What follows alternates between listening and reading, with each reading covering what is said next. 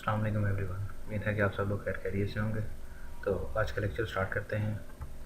आज हम देखेंगे मार्केट प्लान। मार्केट प्लान सबसे पहले हम देखेंगे कि मार्केट प्लान होता क्या है और इसके अंदर क्या क्या चीज़ें होती हैं। दूसरे नंबर पे हम ये चीज़ देखेंगे कि हम मार्केट प्लान जो है उसको राइट किस तरह से करते हैं। तो लेट्स स्टार्ट आवर लेक्चर। सबसे पहले हम देखेंगे कि मार्केट प्लान की डेफिनेशन क्या है। तो रीड करते हैं, written statement of marketing objectives strategies and activities to be followed in business plan. यानी कि वो कहता है कि हमारे पास मार्केटिंग के जो ऑब्जेक्टिव्स हैं एक चीज़, दूसरी चीज़ मार्केटिंग की जो स्ट्रेटजीज़ हैं दो, और तीसरे नंबर पे एक्टिविटीज़ जो कि हमने फॉलो करनी है अपनी मार्केटिंग, अपनी प्रोडक्ट की मार्केटिंग को इम्प्रूव करने के लिए या एनहेंस करने के लिए अपने बिज़नेस प्लान के अंदर। ये सारी चीज़ें मिलके हमारे मार्केट प्लान को जो है वो तश्कील देती हैं, या कह लें कि मार्केट प्लान जो है वो बनाती हैं। तो ये थी डेफिनेशन। आगे मूव करते हैं। उसके बाद हमारे पास आ जाता है how to write market plan. Market plan में नंबर ऑफ़ स्टेप्स इन्वॉल्व हैं, जैसा कि बिजनेस प्लान के अंदर नंबर ऑफ़ स्टेप्स इन्वॉल्व थे। तो वन बाय वन हम इसको रीड करते हैं। सबसे पहले हमारे पास आता है defining the business situation. Business situation के अंदर एक मेन हेडिंग आती है। सबसे पहले हमारे पास आता है सिचुएशन एनालिसिस। अब सिचुएशन एनालिसिस क्या होता है? वो कहता है कि describe the past and present business achievements of new venture. कहता है कि सिचुएशन एनालिसिस के अंदर हम अपने बिज़नेस का जो पास्ट और प्रेजेंट उसकी अचीवमेंट्स हैं, यानी कि बिज़नेस ने कितनी सेल की, कितना प्रॉफिट कमाया, उसके क्या एक्सपेंसेस थे, ये सारी चीज़ें उस बिज़नेस की अचीवमेंट्स के अंदर आएंगी जो कि हमने नया बिज़नेस स्टार्ट किया है। तो ये सिचुएशन एनालिसिस के अंदर आ जाएगा कि हम अपने बिज़नेस की सिचुएशन डिफाइन कर रहे हैं कि करंटली हमारा बिज़नेस जो है वो आया कि ग्रोथ की तरफ जा रहा है या डिक्लाइन की तरफ जा रहा है। तो ये सारी चीज़ें हम डिफाइनिंग द बिज़नेस सिचुएशन के अंदर देखेंगे। दूसरे नंबर पे हमारे पास आ जाता है डिफाइनिंग द टारगेट मार्केट। अब डिफाइनिंग द टारगेट मार्केट के अंदर भी सब एलिमेंट्स हैं 3-4।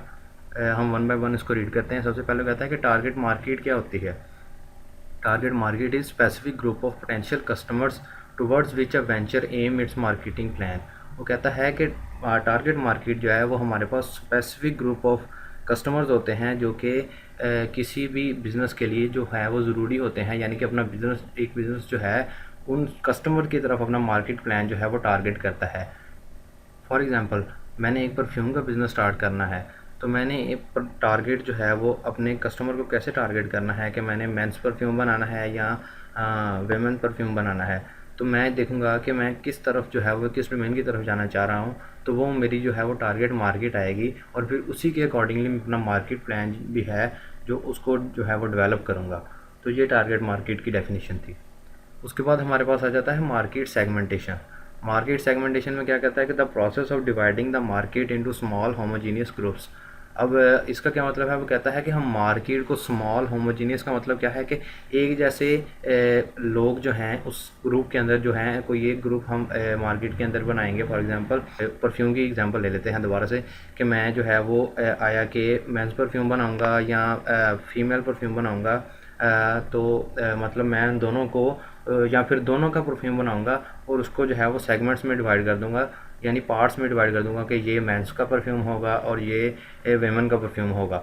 तो ये दो ग्रुप्स हमारे पास आ गए। इसको हम जो है वो सेगमेंटेशन का नाम देंगे कि ये हमारी मार्केट की सेगमेंटेशन है। उसके बाद हमारे पास आ जाती है करैक्टरिस्टिक्स ऑफ कंज्यूमर।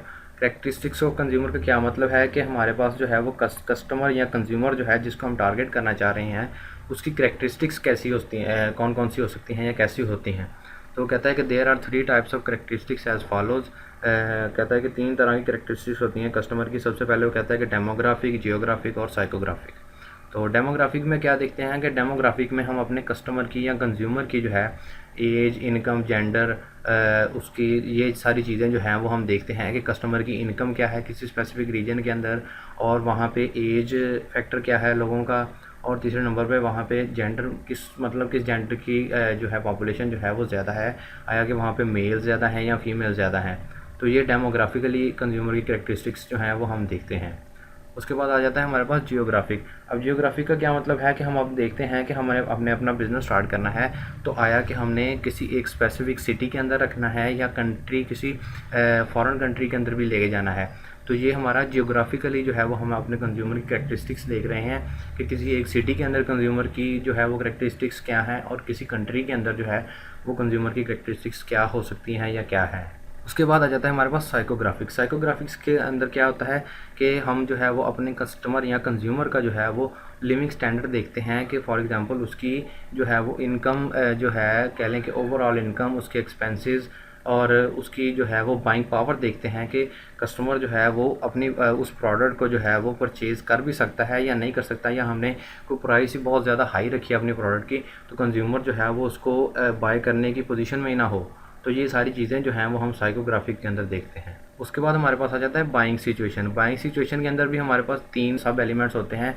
सबसे पहले वो कहता है कि डिज़ायर्ड बेनिफिट्स। डिज़ायर्ड बेनिफिट्स का क्या मतलब है कि हमारा जो कस्टमर है या कंज्यूमर है वो सबसे पहले हमारी प्रोडक्ट के फीचर्स देखेगा कि इसके अंदर फीचर्स कौन कौन से हैं, किस चीज़ को जो है वो आप जो है वो किस चीज़ की फैसिलिटी प्रोवाइड कर रहे हैं कस्टमर को, यानी कि वो चीज़ कस्टमर के लिए वैल्यूएबल भी है या नहीं है, या उसके फीचर जो हैं वो किस हद तक जो है वो ईजी टू यूज़ हैं। तो ये डिज़ायर्ड बेनिफिट्स के अंदर आएगा। दूसरे नंबर पे है कि बाइंग कंडीशन। बाइंग कंडीशन का क्या मतलब है, कहता है कि availability of the product in market, यानी कि आपने अपनी प्रोडक्ट की अवेलेबिलिटी को भी मेक श्योर करना है कि वो कस्टमर तक ईजीली पहुंच सके। यानी कि फॉर एग्जांपल मैं कहता हूँ जी मैंने सोप का बिज़नेस स्टार्ट करना है, तो मैंने सोप को हर रिटेल शॉप के जो रिटेलर है या रिटेल शॉप का जो ऑनर है उस तक जो है वो अपना सोप जो है, अपनी प्रोडक्ट जो है उसको पहुंचाना है ताकि कस्टमर जो है वो इजीली उसको परचेज़ कर सके और उसको कोई डिफ़िकल्टी पेश ना आए अपनी प्रोडक्ट को जो है वो परचेज़ करने में। तीसरे नंबर पे आता है कि awareness of buying intentions. Awareness of buying intentions का क्या मतलब है कि कस्टमर विलिंगनेस के अंदर वो क्या कहता है कि कस्टमर जो है आपकी प्रोडक्ट को जो है वो ख़रीदना भी चाह रहा है या नहीं चाह रहा। तो अवेयरनेस ऑफ बाइंग इंटेंशन का क्या मतलब है कि आपने जो है वो देखना है कि कस्टमर को आपकी प्रोडक्ट के बारे में पता है या जो आप टेक्नोलॉजी अपनी प्रोडक्ट के अंदर यूज़ कर रहे हैं उसके बारे में पता है या नहीं पता है। तो ये सारी चीज़ें जो हैं वो अवेयरनेस ऑफ बाइंग इंटेंशंस के अंदर आ जाती हैं। तीसरे नंबर पे हमारी आ जाती है considering strength and weaknesses of the business कह लें या वेंचर कह लें। तो इसमें हमारे पास एक ही स्ट्रेंथ होती है कि हम फॉर एग्जांपल मैंने कोई ऐसी प्रोडक्ट या कोई ऐसी इनोवेशन मार्केट के अंदर लॉन्च की है कि जो पहले से मौजूद नहीं थी, तो ये मेरी एक स्ट्रेंथ होगी या मेरे न्यू बिज़नेस की एक स्ट्रेंथ होगी कि मैं आया फर्स्ट मूवर हूँ और मुझे जो है वो ज़्यादा प्रोडक्ट को जो है वो एडवर्टाइज़ करने की ज़रूरत नहीं है। मेरा क्योंकि कोई कंपेटिटर नहीं है तो मैं जो है वो अपनी प्रोडक्ट को with the passage of time जब तक मेरा कोई कंपेटिटर नहीं आता मैं उसको इम्प्रूव कर सकता हूँ। तो ये एक पॉइंट आता है कि no competition for first mover, के फर्स्ट मूवर मैं हूँ जिसने अपनी प्रोडक्ट इनिशियली मार्केट के अंदर सबसे पहले लॉन्च की है। और वीकनेस के अंदर हमारे पास क्या आता है किसी भी न्यू बिज़नेस की, वो कहता है कि हो सकता है कि आपने बैड पब्लिसिटी की, यानी कि अपनी प्रोडक्ट की जो है वो एडवर्टीज़मेंट सही से नहीं की और आपने जो है वो कह लें कि क्रूशियल एस्पेक्ट्स जो आपके प्रोडक्ट के हैं उनको देखा नहीं कि कस्टमर जो है वो कस्टमर के लिए जो है वो ये चीज़ें जो हैं वो इनअप्रोप्रिएट हैं। तो ये बैड पब्लिसिटी के अंदर आ जाएगा। उसके बाद आ जाता है ignore customer needs. Ignore customer needs का क्या मतलब है कि आपने अपनी प्रोडक्ट बनाई और आपने उसके अंदर जो है वो कस्टमर की डिमांड्स और नीड्स को नहीं देखा कि कस्टमर क्या चाह रहा है आपसे, आपने अपनी अंडरस्टैंडिंग के अकॉर्डिंगली जो है वो प्रोडक्ट बना दी। तो ये भी एक वीकनेस के अंदर आ जाता है। तीसरे नंबर पे आता है कल्चर। और कल्चर का इम्पैक्ट कैसे है, कल्चर का इम्पैक्ट ऐसे है कि फॉर एग्जांपल आपने किसी इस्लामिक कंट्री के अंदर जो है वो अल्कोहल का बिज़नेस स्टार्ट कर लिया, तो अल्कोहल का बिज़नेस जो है वो आपको पता है कि किसी भी इस्लामिक कंट्री के अंदर जो है वो कह लें कि अच्छा नहीं समझा जाता या कह लें कि वो फॉरबिडन है किसी भी इस्लामिक कंट्री के अंदर। तो आपने ये चीज़ नहीं देखी कि वहाँ का कल्चर जो है वो क्या डिमांड कर रहा है आपसे।